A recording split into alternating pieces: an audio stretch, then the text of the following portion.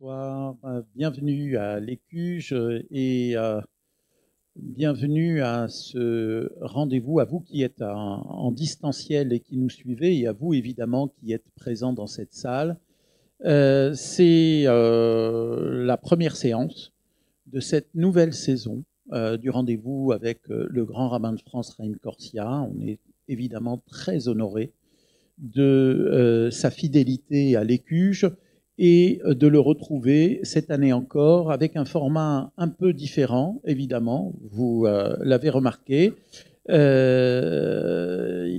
s'agit pour cette année d'un dialogue avec une personnalité de la société civile, un intellectuel ou un responsable associatif qui et le grand rabbin de France a souhaité justement que cet échange puisse produire un dialogue entre la tradition et la culture ou la société civile. Alors, vous avez compris que le grand rabbin de France m'a fait l'immense cadeau de m'inviter pour cette première. Et donc, il s'agit pour nous d'aborder dans ce rendez-vous la Genèse. Et pour cause, nous sortons d'un cycle de lecture de la Torah qui s'est terminé et qui a démarré avec Simchat Torah la semaine dernière. Et nous avons donc recommencé à lire ce texte. Et vous l'avez évidemment là encore compris, je ne suis ni rabbin ni exégète, je suis un homme de culture, un directeur de cette belle maison. Et je vais, vous le remarquerez encore une fois, jouer le rôle de Candide et échanger avec le grand rabbin de France, Chaim Corsia. Peut-être, Chaim, une première question sur ce sujet. La lecture de la Torah démarre avec Bereshit bara Elohim et au commencement Dieu créa. Et ce qui signifie en fait qu'on nous invite, que le texte nous invite à recommencer chaque année par cette phrase et par ce texte qui est en quelque sorte un appel, une sorte de cycle nouveau qui s'ouvre et de cycle constant. Quel sens vous donnez justement à cette vision du cycle dans la Torah? Bon, d'abord, merci, cher Gad, d'avoir accepté. Je voulais que ce soit aussi une façon de remercier l'Écuge. Alors, j'aurais pu demander au président, mais c'est le seul président de toutes les associations juives qui est tellement discret qu'il préfère toujours envoyer son directeur général. Le seul, c'est le seul. Bon, voilà, il en faut bien un, c'est lui. Donc, Gad, j'aurais pu faire avec Jean-François, mais Jean-François, c'est comme c'est une ligue dissoute, parce qu'on a toujours fait des choses ensemble. Je m'étais dit la première fois, pour l'Écuge, il faut que ce soit le directeur général du centre. Et voilà, merci en tout cas à tous les trois et au président en particulier de me donner cette possibilité de partager mes réflexions à la fois sur le moment et sur la Torah. Et c'est cela. Si je dis ça, c'est d'abord pour vous remercier, mais aussi parce que c'est la réponse à ta question.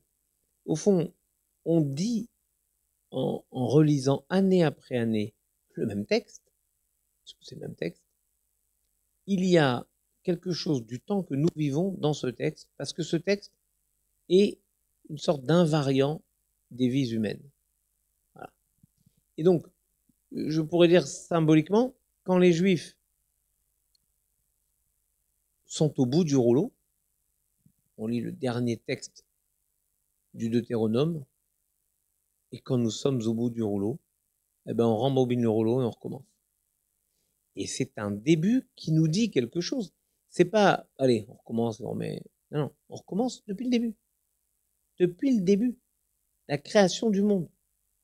Au fond, les potentialités qui sont les nôtres à l'ouverture d'un nouveau cycle, c'est celle du monde qui était complètement vierge de toute histoire et qui nous permettait de faire tout ce qui était possible de faire.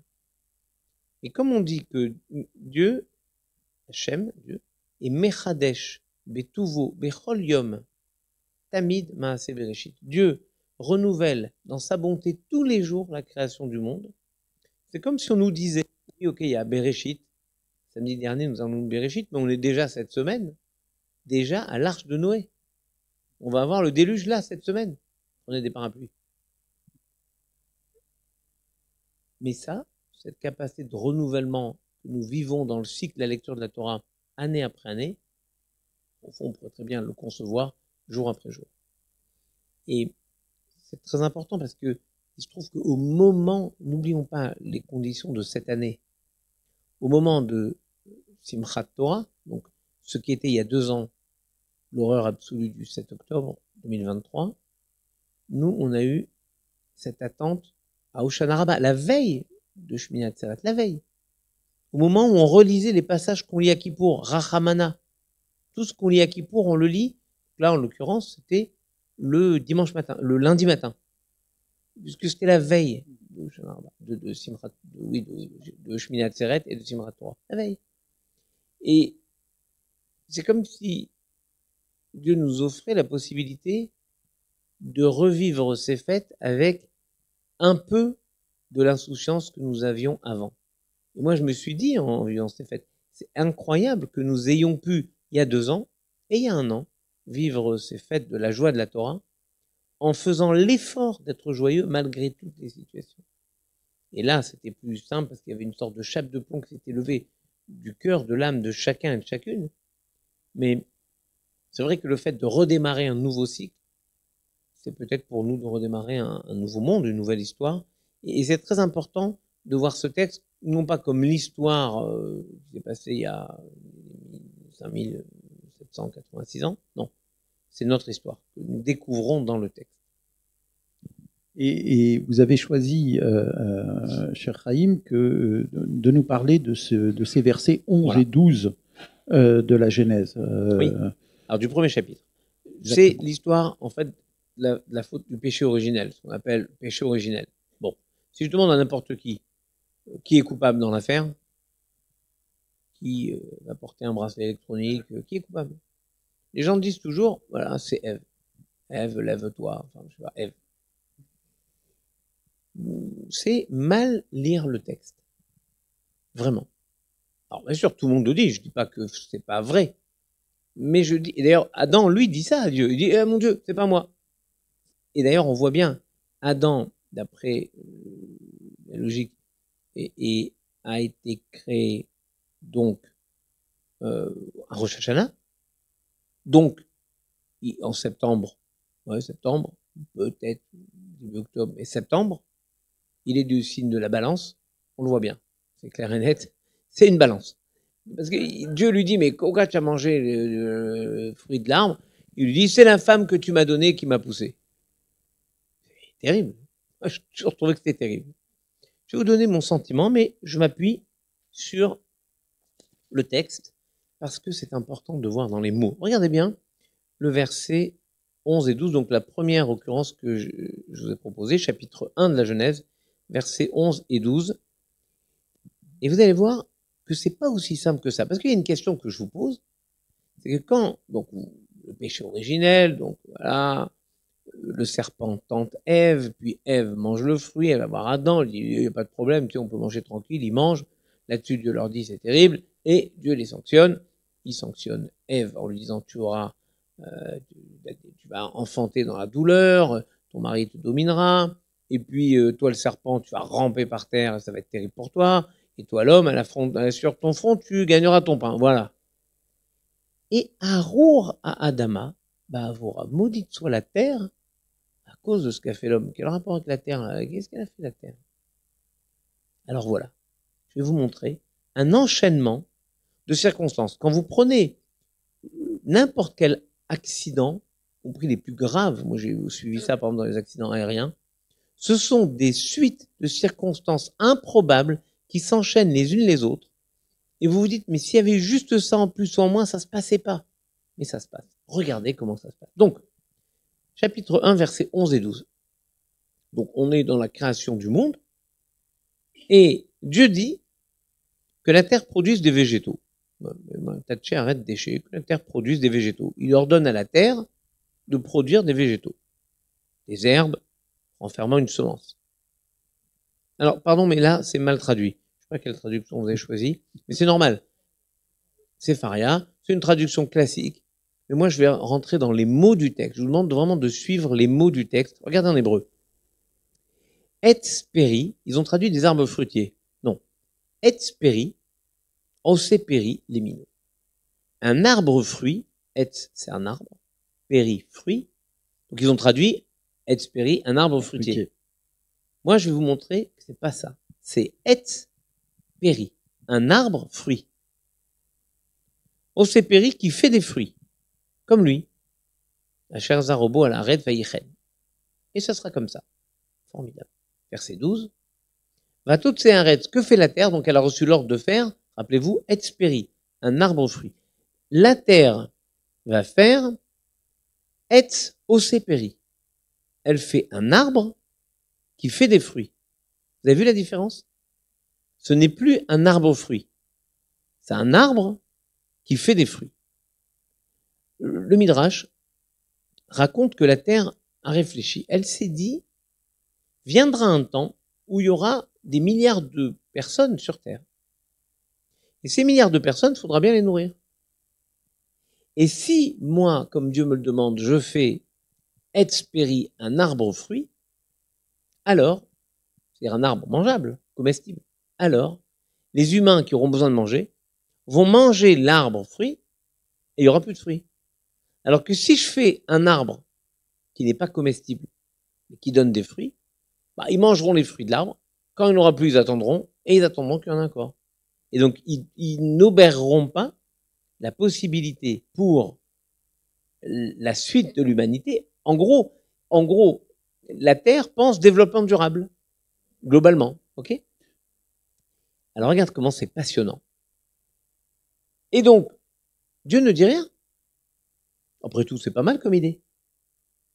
Mais quand Adam et Ève fautent, ils fautent parce que, regardez bien le chapitre 2, verset 9. Le verset suivant. Donc l'Éternel fait surgir du sol les espèces d'arbres, beaux à voir et propres à la nourriture.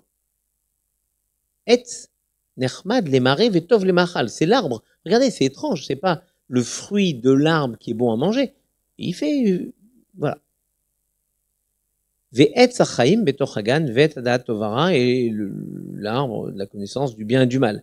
Et Dieu leur dit, Vaïtzav, regardez la suite, Vaïtzav Hashem Elohim el Adam, l'Éternel ordonne à l'homme, Mikol etz hagan achol torel, de tous les arbres du fruit, du jardin, tu peux manger. Il n'y a pas marqué les fruits de l'arbre. Il y a marqué de tous les arbres du jardin. Dieu fait comme si son ordre d'avoir fait des arbres aux fruits était respecté. Et son ordre n'a pas été respecté. Comme si la terre elle-même avait son libre arbitre. Regardez la suite.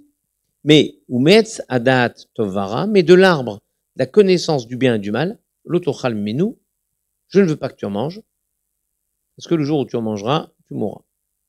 Mais est-ce qu'il y a marqué du fruit de l'arbre? Il y a marqué de l'arbre. Donc, quand le verset suivant, chapitre 3, verset 1, 2, 3, 4, quand le serpent vient et il dit à la femme, mais qu'est-ce que tu racontes? Même si Dieu vous a dit ne mangez pas des arbres du jardin, mi péri etz agal norel, du fruit de l'arbre, bah, tu peux manger. Oui, de l'arbre, tu peux pas manger. Mais le fruit de l'arbre, qui a dit que c'était l'arbre? Ah, ça se tient comme argument. Le serpent était peut-être serpent, mais c'était un fin talmudiste. Après tout, ça se tient comme raisonnement. Ou mi péri etz asher betoch hagan, mais du fruit de l'arbre qui était au milieu, l'autochlu mimenu le tigéobo. Et alors, va tomer Reishavoué, la femme, elle répond au serpent. Mais péri et tzagan nochel, mais on peut pas manger du fruit de l'arbre du centre, parce que de tous les fruits des arbres, on peut consommer, mais du fruit de l'arbre qui est au milieu, là l'Éternel a dit, n'en mangez pas et ne touchez pas. Sinon, vous allez mourir. Écoutez, regardez le verset au-dessus, et dites-moi s'il y a marqué que Dieu a dit ne touchez pas. Non. Est-ce qu'il y a marqué? Il n'y a pas marqué ne touchez pas. D'où Ève a inventé ça? Alors voilà. ce que j'ai vu comme commentaire que je trouve formidable. Adam et... Pardon, je vais parler différemment. Adam, c'est Monsieur Adam, Madame Ève, et il y a Adam en tant qu'humain premier. L'humain premier, qui est en fait Adam et Ève ensemble, et qui est séparé, c'est pas il a tiré une côte, il a fait une femme autour, il a séparé les deux. Mais bon, Adam, Monsieur Adam, c'est toujours perçu comme étant antérieur à Madame Ève, sous prétexte que, au départ, c'est l'humain premier. Donc, Adam, c'est l'humain premier. Et après, il est séparé en Monsieur Adam et Madame Ève. Là, vous avez bien compris. Et donc, du fait que Ève dise au serpent, eh ben, il faut pas manger, il faut pas toucher. On en déduit que Adam, Monsieur Adam, a dit à Madame Ève, et ma petite, tu peux pas manger de ça et tu peux pas toucher de l'arbre. Un peu comme on ferait avec nos enfants, en les sermonnant sur l'interdit de, je sais pas moi, de faire un truc dangereux, et l'interdit de rentrer dans la pièce où il y a le truc dangereux. Je veux pas que tu prennes de risques, tu touches pas à ça. Voilà. Mais ça pourrait, tu touches pas. Ok. Donc, qu'est-ce que fait Adam, en fait? Il infantilise Ève. Chaque fois que vous infantilisez quelqu'un, vous le minorez donc, et ça amène une catastrophe. Donc, Ève, qui dit au serpent, mais non, on n'a pas le droit de manger, on n'a pas le droit de toucher. Le serpent lui met, si regarde, pouf, il la pousse sur l'arbre, elle meurt pas. Et tu vois, c'est du chiquet. Et puis en plus, Dieu a dit, ne mangez pas de l'arbre, et là je te propose de manger du fruit de l'arbre, mais tu t'en sors. Elle mange, rien. Bon, elle va voir Adam, et elle lui dit, regarde, on peut manger. La preuve, il m'a poussé sur l'arbre, j'ai rien eu, j'ai touché, j'ai rien eu. Il peut pas lui dire, mais j'ai touché, c'est moi qui l'ai rajouté, c'était du chiquet.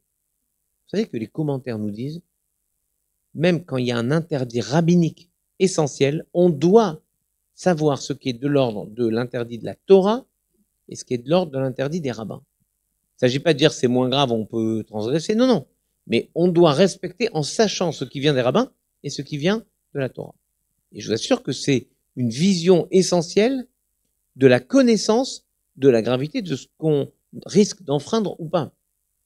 Notamment pour des questions, par exemple, quand il y a Pikuach Nefesh, une urgence de vie, on va transgresser un truc rabbinique plutôt qu'un truc de la Torah. Donc il faut savoir d'où vient l'interdit ou l'obligation qui nous incombe. Et donc, là, il est coincé, il peut pas lui dire, mais je t'ai infantilisé. C'est pas possible de dire ça. Donc la faute n'est pas d'Ève. La faute est d'Adam qui infantilise Ève, qui ensuite, ça se retourne contre lui. Maintenant, il faut revenir à cette histoire de la terre qui fait cette réflexion que je trouve intelligente.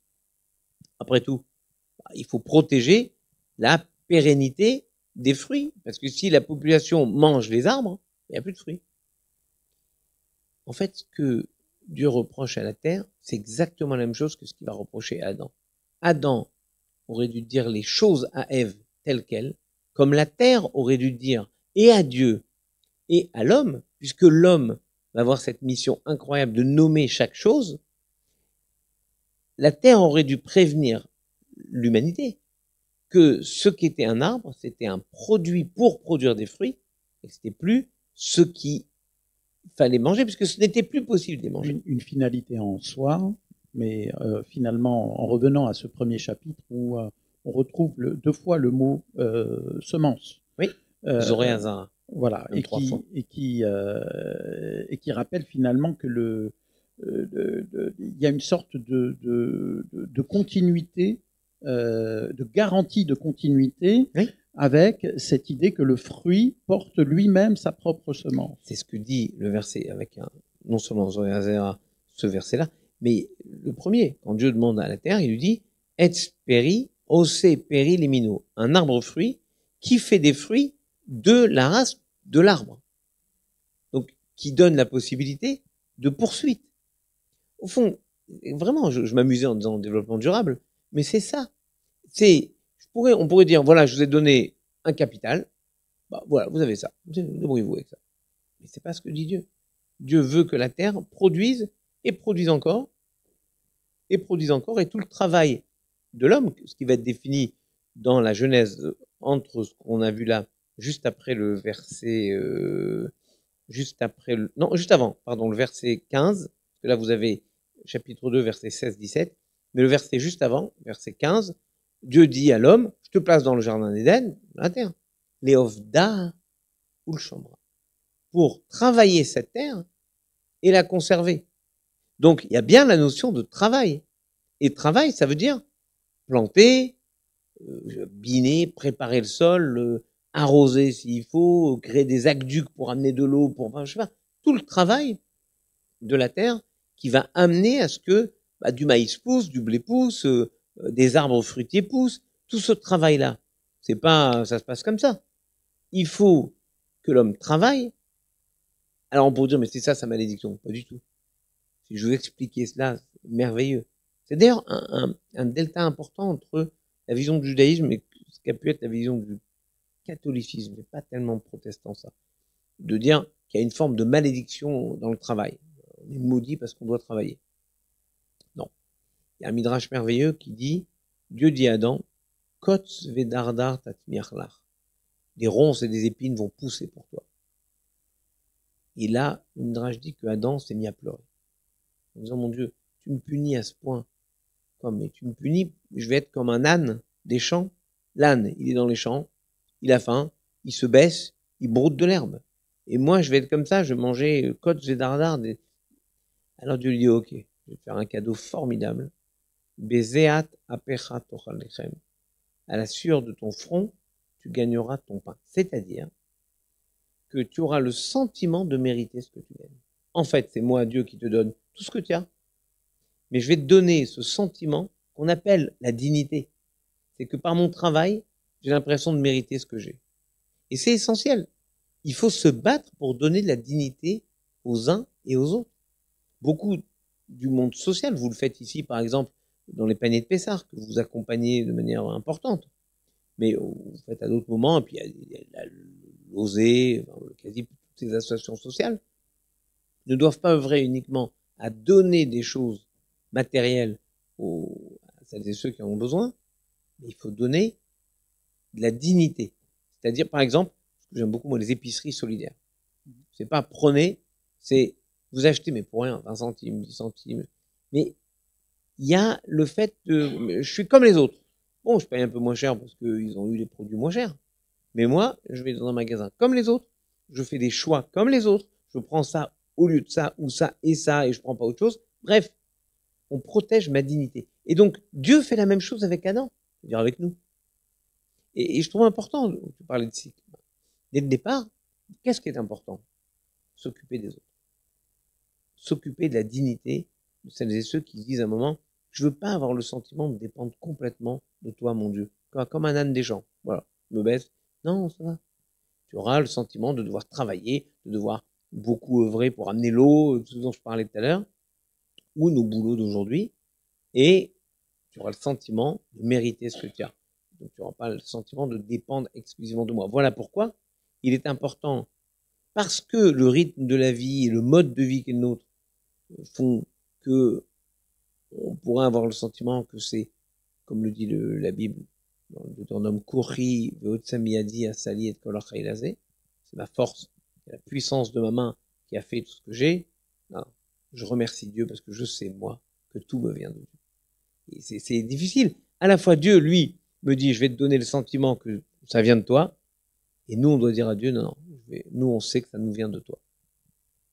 Chaim, le premier verset que vous avez cité m'inspire l'idée que finalement, Dieu crée des êtres capables de créer eux-mêmes, et donc de créer de l'inédit. Cette idée de... ce qui résonne comme une sorte d'appel finalement à la préservation de la diversité, mais pas seulement d'un point de vue botanique, parce que la lecture première dépasse largement cette dimension-là, à préserver évidemment le vivant, mais aussi à engendrer du sens. Est-ce que c'est pas là la vocation de l'humain finalement, que d'être porteur de sens?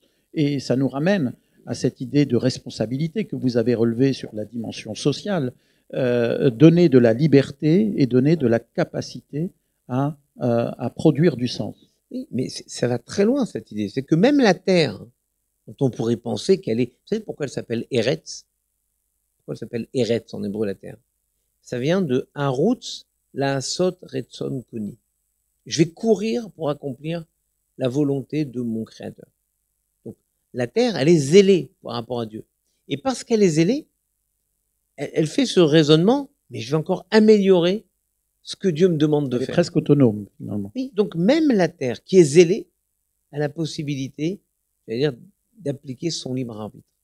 L'homme, la femme, nous avons aussi cette possibilité de respecter ou pas ce que Dieu attend, et on le voit dès la première paracha de la Torah. Les humains ne respectent pas immédiatement ce que Dieu veut, mais au fond, il a fait un monde où dès que l'humain est arrivé, vous remarquez que c'est la mesure, la midat, rachamim, la miséricorde qui est en jeu. Tant que c'est la terre qui crée la terre, l'eau, séparée, machin, tout ça, c'est la mesure de justice. Dès qu'il y a de l'humain, il y a forcément nécessité de miséricorde, parce que nous sommes des fauteurs. Et qu'en étant des fauteurs, il faut donc à un moment Dieu nous pardonne. J'allais presque dire c'est sa vocation. On l'a vu à Kippour, avec la fameuse paracha de Jonas, où on clame, malgré le refus de Jonas d'aller prophétiser à Ninive, on voit que Dieu finalement pardonne à tous les fauteurs de Ninive et à toute cette cité immense, à la grande rage de Jonas, qui aurait préféré que sa parole s'accomplisse. Ninive sera détruite. Eh ben non. Parce que Dieu est miséricordieux. Et donc, par nature, cette liberté, il faut essayer d'en faire quelque chose. Et comment? De donner la même liberté aux autres. Donc, quelle liberté peut avoir quelqu'un qui n'a rien? Il faut donc lui donner pour qu'il ait la liberté lui aussi de donner, d'aider. Et voilà pourquoi on fait tant de campagnes pour dire il faut redonner la liberté de choix à celles et ceux qui n'en ont pas, parce que les moyens qui sont leur laissent pas cette possibilité. Et tout ça, oui, ça se trouve dans la première paracha. Et voilà pourquoi la terre est maudite avec les humains, parce qu'elle a fait la même faute. Elle n'a pas assez, j'allais dire communiqué, assez parlé. Adam a minoré Ève, la terre a considéré qu'elle était plus futée que Dieu, même si son argument s'entend. Je n'ai pas dit que son argument ne s'entend pas. Mais elle aurait peut-être pu dire à Dieu, mon Dieu, et si je faisais ça? Il va dire, mais que c'est cette histoire, la terre qui parle à Dieu. Mais si, regardez, la lune, elle est venue parler à Dieu. Elle a dit à Dieu, mon Dieu, tu veux faire ta Maor Agashne à Meorot, tu fais 2 luminaires. C'est bizarre comme formule. Tu feras 2 luminaires, sous-entendu égaux. Puis, ta Maor Agadol, et même Shaltayom, un grand luminaire pour éclairer le jour, et un petit luminaire pour éclairer la nuit. Midrash raconte que la lune est allée voir Dieu. Mon Dieu, tu peux pas avoir 2 tauliers dans l'affaire. Il faut, alors Dieu lui dit, ok, d'accord, tu vas être la plus petite. Tu la ramènes, tu vas être la plus petite. Alors elle lui dit, mais c'est injuste ton truc, mon Dieu. C'est moi qui pose la question. Et il dit, ok. Alors il lui dit, ok, j'ai un truc pour toi. Toi, la lune, on te verra le jour et la nuit. La nuit, on te voit, et le jour, des fois, vous savez bien qu'on voit la lune le jour. Comme ça, alors que le soleil, oui, il est plus grand que toi, mais t'en fais pas. Lui, on le voit que le jour. Non, mais ça, c'est pas une compensation. Ça, il lui dit, attends, je sais ce que je vais te faire, tu vas voir. Lui, le soleil sera seul. Toi, tu auras toutes les étoiles, comme si tu avais des serviteurs qui te servent. Je m'en fous des serviteurs. Moi, je veux, l'autre, il est grand, moi, je suis petit. Il dit, bon, alors, attends, au temps futur, on verra, on réglera ça, on verra ça. Et d'ailleurs, c'est pour ça que Rosh Chodesh, à la nouvelle lune, on offre un sacrifice, l'Hachem, pour Dieu. Pas à Dieu, pour presque expier la faute, la peine que Dieu a été obligé de faire à la lune. Donc on voit que la nature parle à Dieu. L'arbre, donc la terre aurait pu dire à Dieu, mon Dieu, je te suggère peut-être, sur un malentendu, qu'on fasse ce que j'ai proposé. Et donc, Dieu aurait peut-être dit oui, en l'occurrence. Mais on aurait clarifié fruits, arbres, ce qui se mange, ce qui se mange pas. Dans le flou, comme l'a dit une grande philosophe du nord de la France, en tout cas sa grand-mère, qu'elle cite souvent, la mère de Lille, enfin l'ancienne mère de Lille, quand il y a du flou, il y a un loup. Eh ben voilà. On est exactement là-dedans. Et au fond, c'est ça, la sanction. C'est une grande leçon pour nous d'essayer de ne pas mettre de flou dans nos vies. Alors, vous avez choisi quelques versets du chapitre 2 qui abordent les deux arbres, l'arbre de la vie et l'arbre de la connaissance.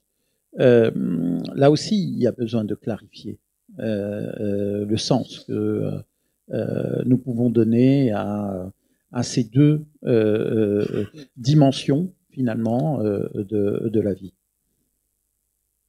Mais, oui, il y a l'arbre de la connaissance du bien et du mal, et l'arbre, c'est celui-là, qui est au milieu du jardin, comme si tous les arbres avaient une vocation, et que celui-ci était un arbre central, capital. Mais, quand vous regardez par exemple le chapitre 5, c'est dans le même paracha, verset 1, donc tu as un passage du Talmud dit, ce pourrait être le verset le plus important de toute la Torah, dans un long débat rabbinique, plus important que Shema, plus important que je suis l'Éternel ton Dieu, le premier verset des commandements, plus important que tu aimeras ton prochain comme toi-même. Zé Sefer Toldot Adam. Ça, c'est le livre de l'historicité des hommes. Soit on comprend ce qui va venir après, c'est-à-dire un tel a enfanté un tel, qui a enfanté un tel, qui a enfanté un tel, et on a 10 générations de Adam à Noé, une sorte de livre qui raconte les générations, l'enchaînement de générations. Soit ce qu'il y avait avant, ce qu'il y avait avant, à savoir ce dont tu parles, c'est-à-dire, à un moment, nos actes ont une conséquence sur la vie, sur la mort, sur la suite de la société, sur le bien et le mal, et on ne peut pas avoir des actes anodins. Il n'y a pas d'actes anodins. Regarde, par exemple, c'est un truc incroyable, quand on réfléchit bien. Cette paracha est terrible. On l'a dit, c'est la création du monde. Et on a tout dit. Non. Il y a les prodromes de ce que sera la paracha la semaine prochaine avec le déluge. Il y a le premier meurtre de l'histoire. Caïn qui tue Abel. Pourquoi il tue Abel? Caïn a une idée incroyable. Encore une fois, il a une idée incroyable. Il veut remercier Dieu. C'est lui qui a l'idée. Mais il dit, je vais remercier Dieu, mais ce qui compte pour Dieu, c'est juste le symbole. Donc, il fait un cadeau à Dieu. Abel se dit, bah, c'est bien ce truc-là, c'est une belle idée, ça, remercier Dieu. Moi aussi, je vais le faire. Et lui, il fait un cadeau différent. Plus important, pas par la somme, la masse, par son implication. Caïn fait un cadeau simple, brut. Abel fait un truc plus, en gros. Oui. C'est votre enfant va au truc, il vous achète un machin. Et votre enfant, il passe 3 semaines à vous faire le fameux collier en pâte. Ou le sous-plat avec les épingles à pince-linge qu'il a pris dans le bac où il y a les épingles pince-linge que vous n'avez plus, que vous devez retourner racheter ensuite. Mais il vous fait un sous-plat magnifique. Vous ne savez pas trop quoi faire, mais que vous gardez toute votre vie parce que c'est le premier cadeau que votre enfant vous a fait. Alors, vous pourrez me dire, voilà, il a fait un cadeau, l'autre, il a fait un cadeau. Oui, mais il y en a un qui a fait. Donc, en fait, Caïn a l'idée, Abel la réalise. Et Caïn ne supporte pas que le cadeau d'Abel ait l'air plus agréé par Dieu, parce qu'il a l'air plus agréé par Dieu. Parce que le verset le dit. Dieu a agréé le cadeau d'Abel, parce qu'il y a mis tout son cœur, et Caïn, il a fait ça, une bonne idée, une bonne intuition, mais il a fait ça, j'allais dire, par-dessus la jambe. Tout démarre de là. Mais il faut comprendre la leçon pour nous. C'est avoir l'intuition de quelque chose, c'est formidable, mais si tu vas pas au-delà et tu la travailles pas, c'est comme si tu avais fait rien, c'est peut-être même pire. Parce que tu as une bonne idée et tu vas pas au bout. Souvent, on a des gens qui arrivent, qui nous proposent des super idées et ils nous disent, bah, vas-y, fais-la. Non, mais attends, c'est formidable ton idée, mais vas-y, réalise-la. En fait, ce qui manque, c'est cette notion de travail. Et c'est la même chose avec Adam et Ève. Moi, je pense que toute cette... D'ailleurs, tiens, si vous permettez un petit commentaire tout à fait... qui est tiré d'une question assez essentielle posée dans le traité Chagiga du Talmud, page 12a. On aurait dû le mettre, celui-là. Il aurait été formidable. J'aime bien mettre du Talmud. Remarquez, il y a 6 jours de création. Le premier jour, c'est quoi? C'est la lumière. Donc, 1, 2, 3. 4, 5, 6, d'accord? Premier jour, la lumière. Qu'est-ce qu'il y a le quatrième jour? Les luminaires célestes. Donc, ce qui a été conçu le premier jour va être opérationnel le quatrième jour. Ce qui est conçu le deuxième jour, c'est quoi? Séparation des eaux du haut, des eaux du bas. Et cinquième jour, 2, 5, c'est là où Dieu crée, donc il y a l'air et l'eau, Dieu crée les oiseaux et les poissons. Troisième jour, séparation de l'eau et de la terre, il y a la terre qui est créée. Sixième jour, les animaux et les hommes qui vont peupler la terre. Et la Gemara, dans le traité, donc Chagiga, page 12a, raconte que le Shabbat vient voir Dieu en disant c'est un scandale cette histoire. Le premier jour, il a le quatrième, le deuxième, il a le cinquième, le troisième, il a le sixième, et moi le Shabbat, je suis tout seul. C'est quoi cette histoire? Dieu lui dit, n'aie pas peur. Toi, je te donnerai vous, le peuple juif, pour réaliser le Shabbat. Réaliser ce qui se fait en ne réalisant rien, en ne travaillant pas. Je te donnerai avec toi, comme le premier jour à le quatrième, le deuxième à le cinquième, le troisième à le sixième, toi, le Shabbat, le septième, je te donnerai le peuple juif pour être celui qui s'appareille avec toi. Et remarquez que le Shabbat est vraiment une grande caractéristique du peuple juif, qu'on a d'ailleurs transmis aux autres, puisque qu'on arrête de travailler le vendredi ou qu'on arrête de travailler le dimanche, c'est le concept d'un arrêt du travail. Mais vous voyez, cette idée-là, que Dieu dit au Shabbat, je t'ai donné Israël pour accomplir le Shabbat. C'est donc une responsabilité. Toute cette paracha, soit tu la prends du côté, c'était formidable ta question sur la pérennité des plantes, mais la première pérennité, c'est quoi? C'est nous. Quel est le premier ordre que Dieu donne aux hommes? Le premier, mangez de tout, profitez de ce monde, mais mettez des limites. De l'arbre de la connaissance du bien et du mal au milieu du jardin, non mangez pas. Une limite. Deuxième ordre, croissez et multipliez. Croissez et multipliez, c'est-à-dire continuez cette humanité. Vous avez cette vocation.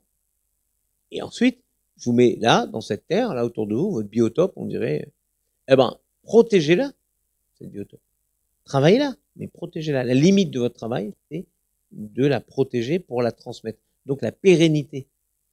Quand tu parlais des espèces animales et végétales, tu as raison. Et d'ailleurs, on voit bien que quand, la semaine prochaine, Noé va sauver l'humanité, on le dit toujours, Noé va sauver l'humanité. Non, non. Il va sauver l'humanité, mais il va sauver les animaux, et beaucoup plus d'animaux que d'humains. Il va sauver combien? 8 humains. Monsieur Noé, Madame Noé, Monsieur Shem, Monsieur Ham, Monsieur Yafet, Madame Shem, Madame Ham, Madame Yafet. Ça fait 8. Les animaux sont des milliers. Les cachers, les pas cachers, ils sont 7, ils sont 2, des milliers. Et les végétaux. C'est donc que quand Noé sauve l'humanité, il sauve en fait l'humanité, les animaux, les végétaux, il sauve la création. Pour pouvoir redémarrer. C'est tout l'enjeu, vous verrez la semaine prochaine, mais ça c'est une autre histoire, je ne veux pas spolier l'histoire. Mais son angoisse, c'est de sortir de l'arche et de recommencer. Dieu lui dit à 4 reprises, croissez et multipliez. Lui, il ne veut pas comprendre. Il lui dit de façon directe, 2 fois, et 2 fois de façon indirecte. Donc, on voit à quel point c'est essentiel de transmettre, de poursuivre, au fond, de vivre. Chaim, il y a une idée dans la Genèse qui survole en fait toute la Genèse, c'est le pouvoir de la parole. Le monde est créé par la parole, et pour revenir au rôle du serpent, il y a aussi une sorte de ruse par la parole et de questionnement qui induit un doute dans la source que vous avez relevée. Le serpent dit, finalement, Dieu a-t-il vraiment dit? Il pose la question. Donc il induit une sorte de doute. C'est extrêmement puissant et en tout cas ça fait écho de manière très forte à ce que nous vivons aujourd'hui sur ce pouvoir de la parole médiatique, parole des réseaux sociaux, fake news, etc. Alors je fais un saut vertigineux évidemment, mais pourquoi est-ce que c'est pas l'action en tant que telle, mais c'est la parole qui crée le monde? C'est essentiel. Hein. On dit, parce que quand on dit nous les 10 commandements, en fait, ce sont, à Saret, à Diberot, les 10 paroles.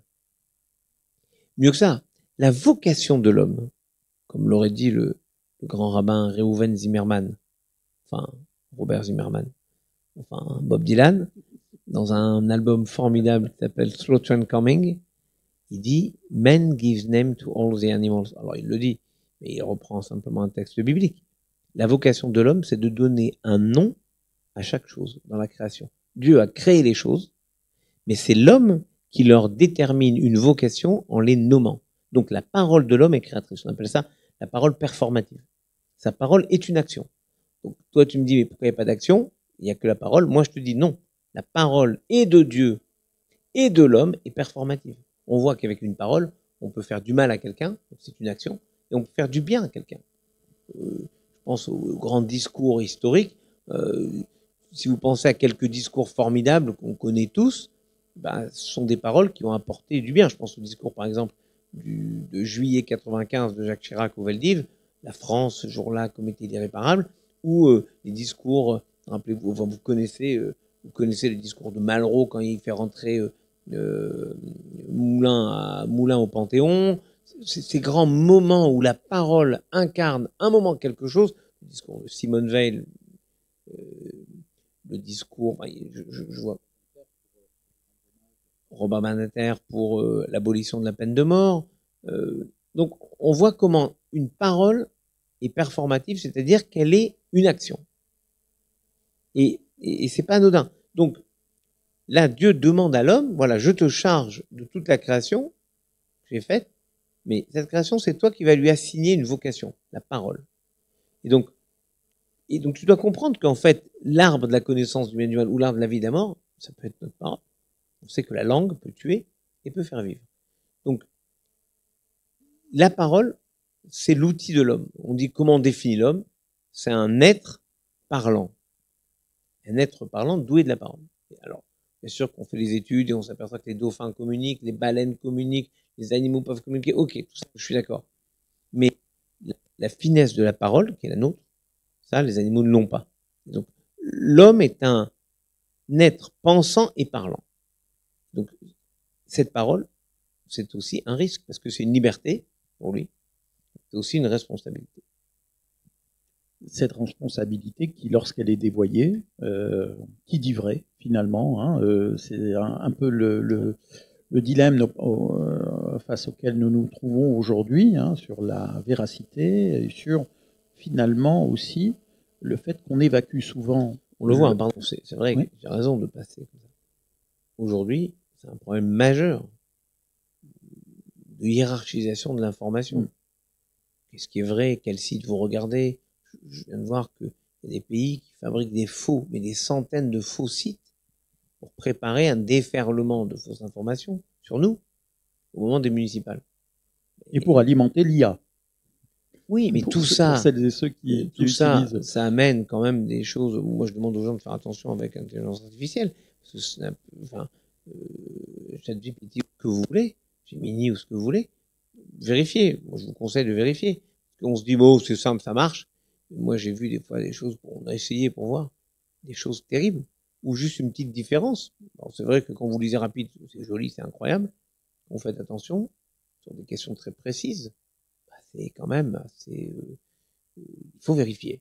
Autrement dit, on peut aller plus vite pour faire des choses, mais la question du vrai et du faux, de la vie et de la mort, c'est quelque chose qui est essentiel. Enfin voilà, je voulais, moi, partager avant qu'on échange avec la salle et avec les auditeurs sur Internet, qu'on puisse démarrer cette nouvelle année avec ce nouveau souffle, qui est un souffle qui nous a porté pendant 2 ans, avec cette espérance de voir les otages libérés. On aurait préféré voir tous libérés, on aurait préféré qu'ils ne soient pas prisonniers, on aurait préféré pas vivre ces 2 ans, mais ce sont 2 années qui nous ont renforcés dans notre conviction que oui, la prière peut faire quelque chose, oui, la mobilisation est active, oui, on a le sentiment, un peu comme Dieu a donné ce sentiment à Adam de mériter ce qu'il faisait, on a le sentiment un peu orgueilleux peut-être d'avoir à notre place participé un peu à cette volonté collective de voir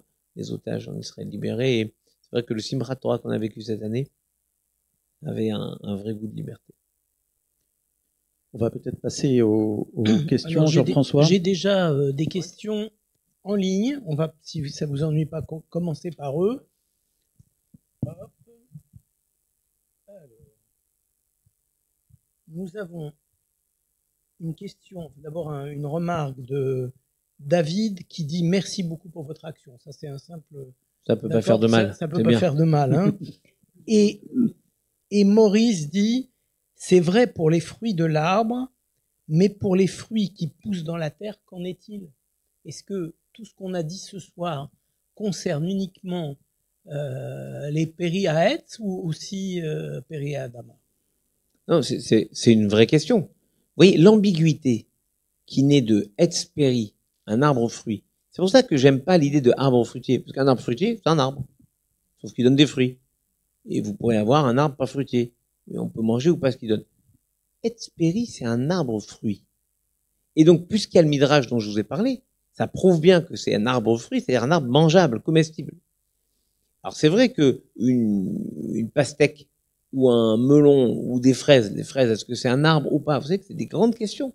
Est-ce qu'on fait un etz ou adama sur les fraises? Est-ce qu'on fait sur tel ou tel fruit? Alors quand on sait pas, c'est pas compliqué, tu fais adama. Parce que de toute manière, même l'arbre, il pousse de la terre. Donc on est tranquille. Mais ce sont des questions.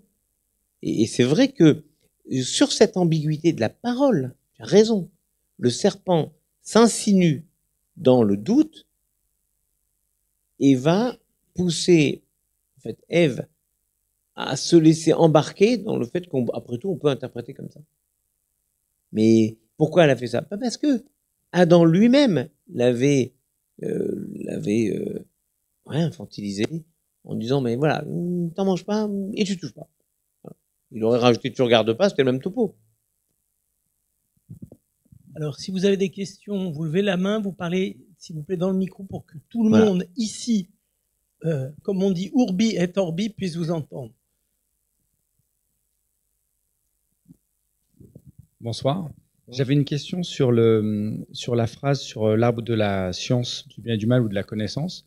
C'est une phrase qui m'a toujours en fait interpellé. Je me suis demandé pourquoi on avait dès le démarrage cette obligation de ne pas connaître en fait la différence entre le bien et le mal. Enfin, c'est une lecture littérale.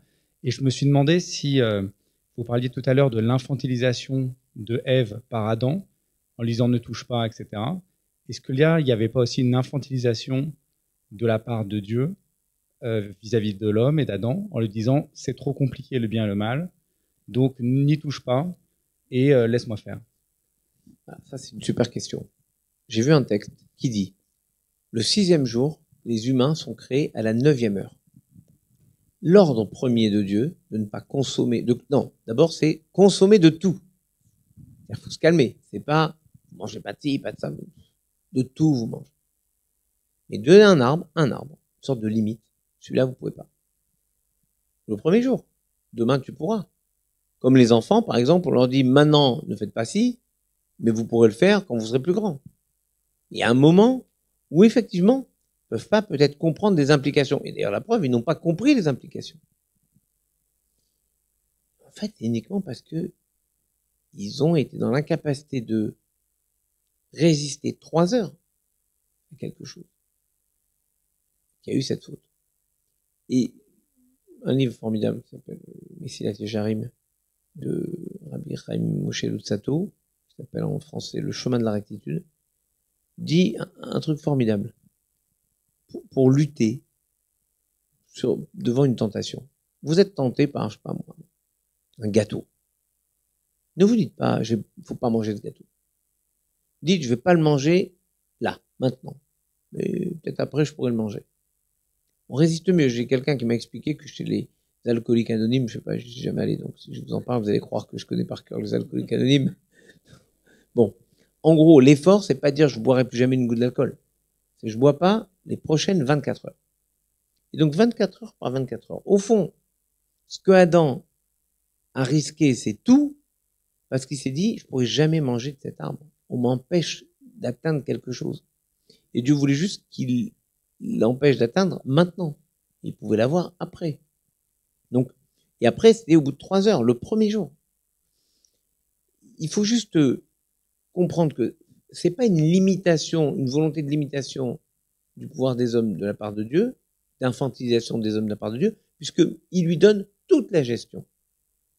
Il lui donne plus que la gestion de la terre. Il lui donne la définition de la vocation, les noms. On peut pas dire qu'il infantilise quand il fait de Adam son fermier général, quoi, son responsable de tout. Et il lui dit, bah, toi, de travailler la terre, vas-y, c'est toi le chef. C'est toi qui es responsable. Et d'ailleurs, quand il fait une bêtise, il l'empêche pas, il le laisse faire.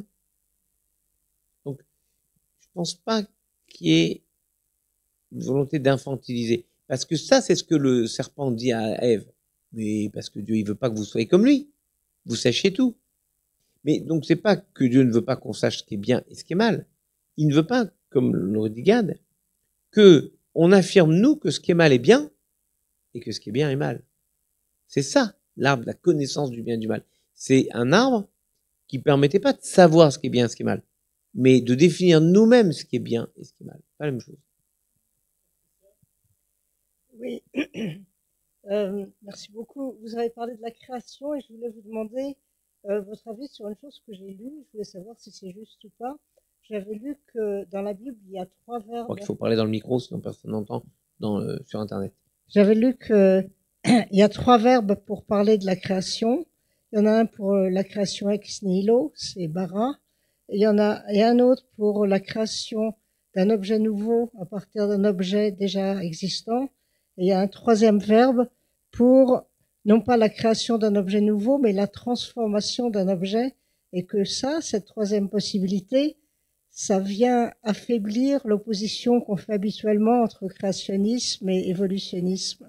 Donc, je voulais vous demander votre avis là-dessus. Bon, je peux réfléchir à votre question et essayer de répondre. En revanche, il y a un truc formidable. Vous dites, dans la 2e forme, c'est-à-dire créer ex nihilo, quand on dit Bereshit, Barashit, on pourrait lire ça Barashit. Il a créé 6. Il y a 6 choses qui ont été créées avant même le début de la création. Le paradis, l'enfer, le bâton de Moïse, enfin bref, des choses. L'un des 6. Bon. Et après, certains rabbins rajoutent. Oui, il y a aussi ça qui a été créé. La bouche de l'ânesse de Balaam, la bouche qui va s'ouvrir pour engloutir Korah et ses 250 acolytes. Et il y en a un qui dit la première tenaille pour fabriquer les tenailles. Oui. Parce que aller fabriquer une tenaille ex nihilo, faut bien tenir le métal. Donc la première tenaille a été créée ex nihilo. Et le Talmud dit un truc formidable dernier. Le feu. Le feu aurait été créé non pas avant la création, mais le vendredi, juste avant Shabbat. C'est pas possible. Alors, la Gemara dit, non. Dieu a pensé le feu avant Shabbat. Il y a eu Shabbat.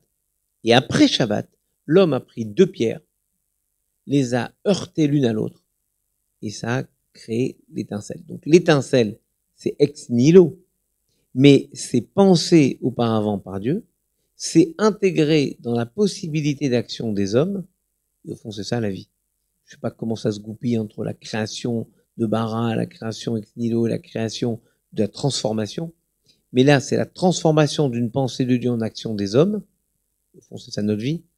Dieu nous dit croissez, multipliez, et nous on va croître et multiplier. Dieu nous dit voilà la terre je vous la donne, travaillez-la et conservez-la. Bon on va la travailler, parfois la conserver un peu moins que prévu, un peu trop. Bref, on adapte comme on peut, comme on pense, comme on veut la pensée de Dieu, l'élan initial qui nous vient toujours de Dieu.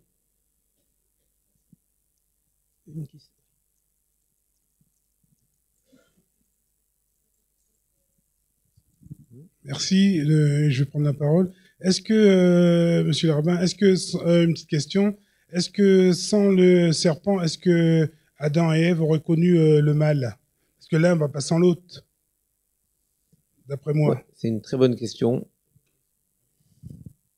Avec quand même des trucs étranges. Le verset que j'ai cité là, Ve'anachash, le serpent, était rusé Mikol Chayat Asadeh, plus que tous les créatures qui étaient là, qui étaient dans les champs, dans la terre.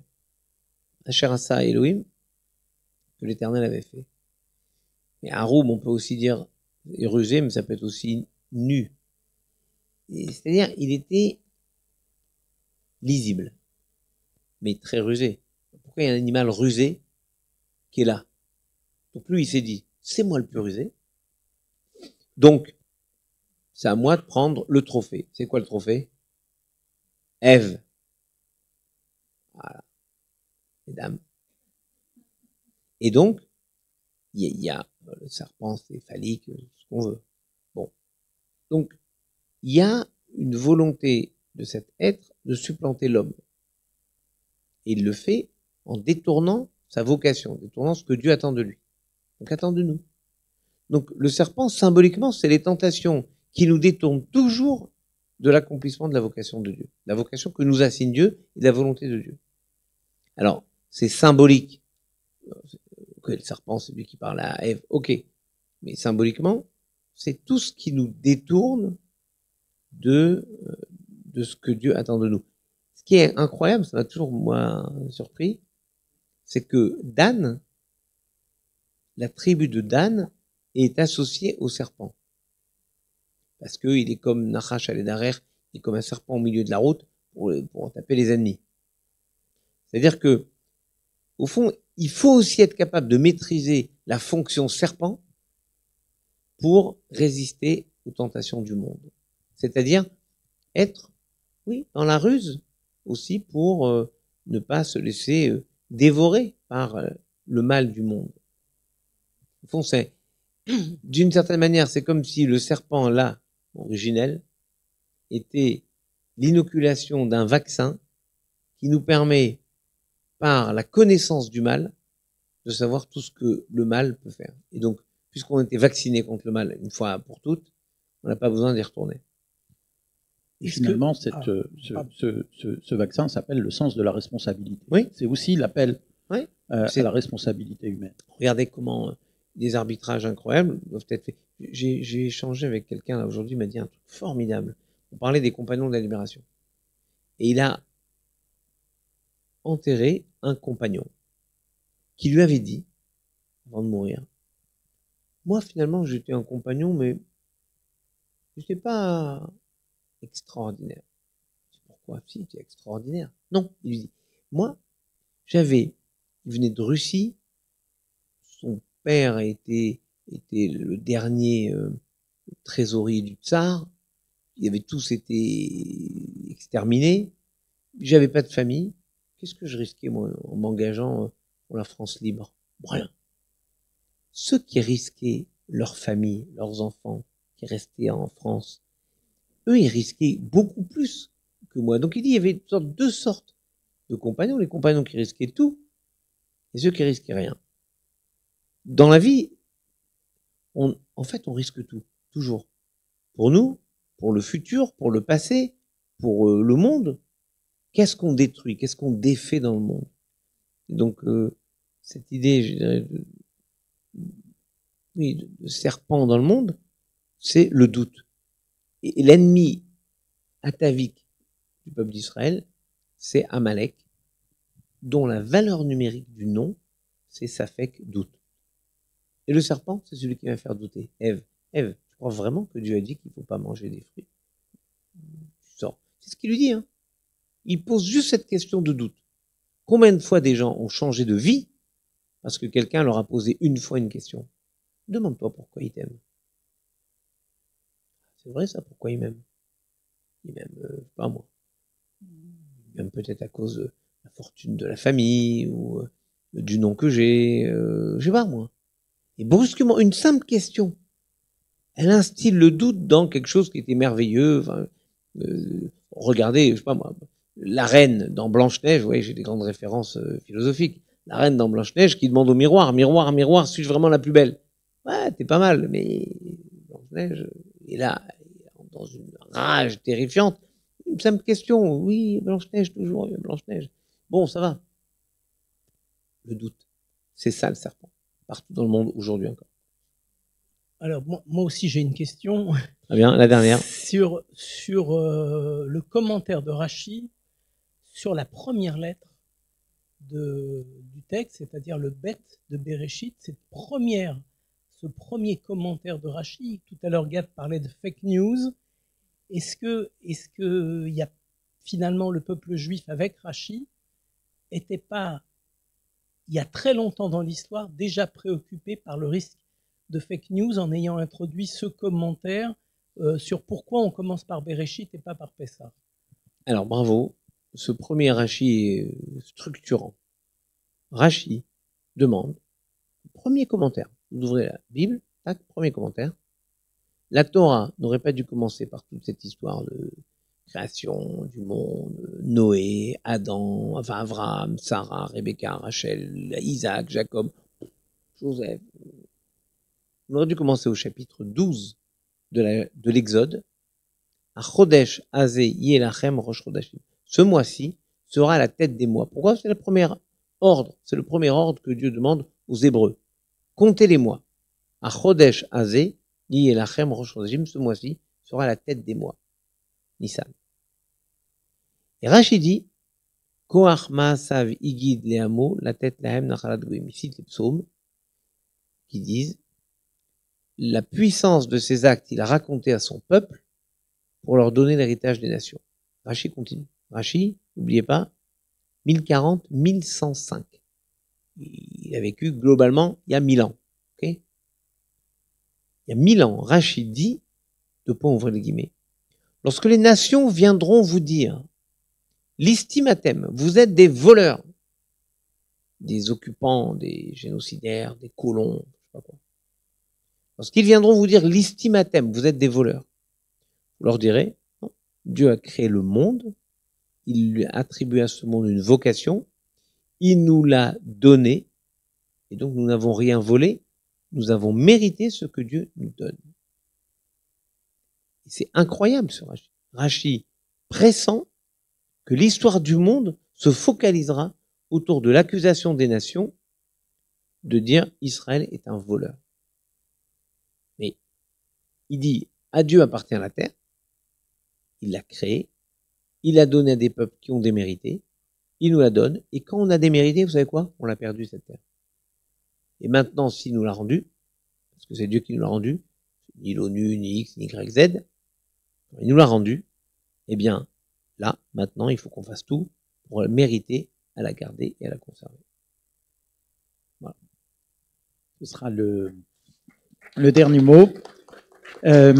L'occasion pour moi de vous remercier, cher Chaim, pour cette expérience inédite me concernant, évidemment, mais aussi pour vous annoncer que le prochain rendez-vous conversation avec Chaim Corsia, ce prochain rendez-vous aura lieu le 17 novembre et accueillera à ma place Arthur. Et donc là encore, un dialogue inédit.